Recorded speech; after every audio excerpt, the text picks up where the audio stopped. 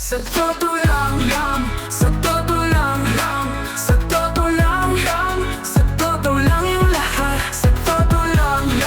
Starting 3, 2, 1. Mag-alas 4 na po, Rick Rivera. Jay Halbuna po. At mamaya ho, kami ay magte-taping. Pero itong style na to, ito po ay tungkol sa mga chismis. Mga chismis ha, na sa totoo, nung aking binavalidate, totoo pala. For example, merong... Teka, showbiz ba yan? Ay hindi, politika to. Politika. Okay. Wag muna yung showbiz. Okay. Wag muna yung showbiz. Pero ikaw, baka may anong sa showbiz. Wala naman. Ang alam ko, palagi mong tinitignan dyan sa computer mo si Alessandra Cruz, pati si Faye Covarrubias, Saka si, ano ba? si Jen Rosa, Jen Rosa. Tsaka Candy Veloso. Candy Biloso. Yan. Yan, oo. Yung mga ano natin. Idol natin yan. Mga idol. Basta ako taga-quality check. Pampatigas ng damdamin yan. Correct, oo. Matitigas din yung damdamin nitong ating mga kababayan na nandiyan sa EDSA ngayon. Malapit-lapit sa EDSA. Dahil Okay. nga, nagkakaroon ng hearing ngayon. Hearing. Hindi ko lang natin alam kung blue, white, red, orange yan o pink. Basta we're sure na may hearing doon. Okay. No? At baka sabihin naman ni Erwin Tulfo na hearing na technical. Hindi po. Nakikinig lang po yung mga tao kaya hearing. Di ba? Pandinig. Nakikinig sila. Ito po. Pero hindi po yan yung usapan namin. Ang usapan namin, hulaan nyo to. Sino itong mataas na opisyalis na ito na gusto na hong magpakamatay? Wow. Gusto na Ano yan? Nakukonsensya na? Yan ang sinasabi nila. Anong dahilan? Baka daw, nakukonsensya na. Sa kabila nung kanyang storied history as an enforcer. No, kasi nung enforcer po ito, sangayon po sa mga balita dun sa probinsya na nandun siya, pumatay ho to ng lampas 1,000 yata kasama nung kanyang mga tao. May mga tao siya ng mga sibilyan na binigyan nila ng mga... Ano ba yan? Pulis ba yan? Binigyan Sundalo? nila ng mga ng mga armas, no? Pulis o Nung panahon sundalo na yan? Mamaya na. Tignan muna natin. So, ba't doon siya nakokonsensya? Yun ang tanong. Ang sabi ng iba, baka ito po yung tinatawag na Angelo Reyes Syndrome. Parang ano yan eh. Ang alam ko dyan kay Angelo Reyes, kasi yung isang staff ko na photographer, parang ano raw yan eh, idol daw ni Angelo Reyes, ni General Angelo Reyes, ang mga Hapon. So yung tendency din, yung ginagawa na Pwede. harakiri, Oo. yung sa sobrang kaihan, nagpapakamatay na lang. Hindi, pati nasa transition kasi ng isang PMAR yan. So PMA yan. PMAR. Actually, kahit na hindi naman PMAR, basta any military o Uniform, civilian ano. na, merong parang military mindset, kapag nasa usuong sila sa isang kahihiyan, usually, ganyan na nagiging no? Ang tanong lang, kaya nga ho palagi itong may kasama. Ito pong taong ito ay palaging may kasama ngayon at 24/7 ang gwardyado. Naka-monitor sa... Kasi baka nga naman kunin yung baril, tutok sa sentido, Oo. tapos. No? Ayaw nila kasi mamatay itong taong to. Bakit naman? Ayaw nila. Siyempre, baka magtestigo pa to sa kung ano-ano yung mga pinagagawa nila ng mga panahon na yan. Kung magtitistigo to, nakatanggap din ba ng maleta to? Nakatanggap ng baleta, parang hindi. Okay. Hindi siya. Certain ako, 100% na hindi po to nakatanggap ng maleta. Hindi kasi si Cabral parang nakonsensya kaya nagpakamatay. Correct. Di ba? Oo. Ito nakonsensya pero walang natanggap. Pero hindi natin alam kung ba't siya nakonsensya. Ba't Okay. nga ba? Dahil pinirmahan niya yung mga cheque na inaipamigay sa iba't iba. Baka pwede. Pwede rin. Pero itong taong to na tinutukoy ko po, wala akong pinipirmahan na cheque ito. In fact, napakakuripot ho nito sa totoo lang. Parang kilala ko na yan. Kasi kaya kuripot dahil po gusto niya, puro relatives lang po niya yung kanyang maging staff. At kung pinalad ka, nakasama doon sa staff na yun, kinakailangan pumayag ka doon sa kanyang mga kondisyon. Ika nga. Okay? At may mga palatandaan din po na tuloy-tuloy yung negosasyon nito sa ating pamahalaan. Okay, so hulaan nyo yan, subscribe and like. Sino kaya itong opisyalis na ito? Wala bang first letter sa pangalan? Una, mahirap eh. Tapos ito po, isa pa. Isa na lang, isang blind item. Tingnan na natin kung sino. Sino naman ho itong matagal veteranong newscaster na nasa Estados Unidos ngayon at di umano ay sinipa nung kanyang kinabibilangang grupo. O yan. Ayan, medyo madali yan. Oo. Di ba, Kariki? Kaya lang ako sa totoo lang, nung tinanong ko, ano ba dahilan? Bakit may ganyan? Kasi nakita ko daw na bumit-bit daw ng isang maleta. Ano ba maleta yan? Yun nga daw, yung pinamimigay nito mga 18 Marines. Na may video, photo pa. Ako po, sa tagal-tagal ko na ng media, wala akong nakitang maleta na ganun kapuno. Kung meron man. Ikaw? Sobre lang nakita ko. Hindi ako, meron ako talaga dati. Ano, maleta? Paper bag? 4 na beses ako nakakita. Nung isa, una, Pasay. Oh. Punta ako dun sa sa bahay nung politiko. Oh. No? Pag ganun ko, isang mahabang na mesa na kahoy, na luma. Nakasalansan dun yung mga pera. Pak. Tawag nila doon, nakakamada. Kamada mo lang. Ang duda ko doon, mga galing... Nakaayos, ibig sabihin nakakamada. Ang duda ko lang.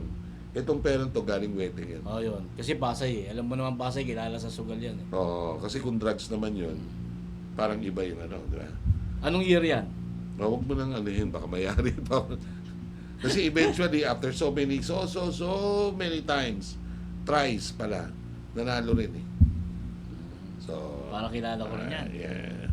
Tapos, yung ikala ko nakita, ano naman to? Regulatory agency head. Ano yan, sugar? Kasi nagkataon at that time, nagkataon ako ng parang kulang sa pang-down ko sa isang sasakyan. So, punta naman ako, tawag naman ako ng kaibigan ko, pautahin mo naman ako. Head siya ng regulatory agency. Punta ko rito. Kilala ko rin yan. Punta rito. Kaibigan mo yan. Di ako naman, punta naman ako doon, no? Sabi ko, sana pautahin natin. Pinuutang ako, Brad. Pero, sabi niya, hintayin muna natin. Hintayin natin. Yun pala, may dumating, hindi, ito naman, di maleta. Suitcase. Ganyan kalaki. Attache case, suitcase. Attache case, ayan. Hindi makapal eh, parang ganyan. Tapos ganun siya. Pag, yan, aming pera. Bundle din, bundle. Ano yung chani? Hindi chani, parang rubber band na manipis. Ilan ang kailangan mo to? Huwag ka na magbayad. Yung marami na gano'n. Parang ikaw pala yan. Hindi ako yun. Hindi ako na. Hindi na ako magbabayad. Huwag ka na magbayad. Okay naman ako, di ba? Sabi ko, ako pumunta ako dito para mangutang. Magbabayad ako talaga. Nagbayad ka? Paano ko babayaran? Ayaw ang okay. ko. Di ba? So, yan ang pangalawa kong Pangatlo, sa probinsya naman to nakakita. Alas 10 ng gabi. Punta kayo nyo, bayong-bayong. Siguro mga 10 bayong yun. Tapos, ginanon nila, tsak. Pag gano'n ng bayong, daming pera. Kalat, sa lamesa. Ikaw, Ricky, kumuha ka dyan ng ganito, tapos pupunta mo ngayon sa kabilang probinsya. Para saan yun? Para to sa kung saan man. Hindi ko na inaano, di ba? Hindi, ano naman ang mo nun? Papel mo dun? Bagman ka ba? Tagabuhat lang. Tagabuhat lang. Tagabuhat. Diba? At marami rin ako kakilala, naging tagabuhat ng mga politiko. Dahil galing sa Makati na building So na tama, mataas. tama yung sinabi ng kargador daw. Ano ba yung kay FPJ nun? Totoo yun eh. Yung binayaran, nagkaroon ng operation against FPJ para matalo. Kakilala ko po at naipakwento ko pa dun sa isang lalaki na nagbuhat ng sobrang malalaking bag. So totoo pala yun. Ang sabi niya, pambayad sa mga mayor. So, ganun po nangyayari ho yan eh, no? So, halaan nyo na lang, subscribe and like. Sino yung gusto magpakamatay na, no? Nakakonsensya na raw ho. At in fact, para nakipag-negotiate na kung siya ay lalabas na, halimbawa, kukulong dito. Ayaw nyo kasi makulong sa ibang bansa. Bakit? Kasi daw mag-aalaga daw siya ng matanda doon. So, hindi ko lang alam, no? Balikan natin yung yung sa tungkol naman dun sa mga media nga, di ba, na Ikaw ba tumatanggap. naniniwala ka doon? Kung ako tatanungin ako, naniniwala ako doon. Ibig sabihin, may mga kasamahan tayo sa sa hanay natin na kilala naman nating tumatanggap. Hindi, oo, alam natin yun. Pero, sinong ulol na politiko ang magbibigay ng 40 billion pesos Correct. Hindi sa ganun isang kalaki. taga-media? Oo. Di ba? So yun ang malabo At at this malayo point, sa katotohanan. kung halimbawa, no, mga kababayan, meron po tayong ABS-CBN na malaki, no? At pinaniniwalaan pa rin ng mga tao yung traditional media, yung mga malalaking mga media organization. May possibility na merong isa o dalawa o tatlo dyan na mga journalista ang maaring worth that much. Mga higher ups doon. Pero hindi ho tatanggap ng ganun yan, 20, 40 million. Pati sinong tangang congressman ang magbibigay ng 20 to 40 million sa media. Wala hong ganun. Hindi ho siguro katanga si Saldico na bibigay niya ng 40 million yung isang taga-media. Kaya ho unfair na i-judge. Kasi pag binalitit nyo, tignan nyo mabuti yung mga allegations, it seems na talagang dun sa media lang I'm not referring to lahat nung sinabi nila.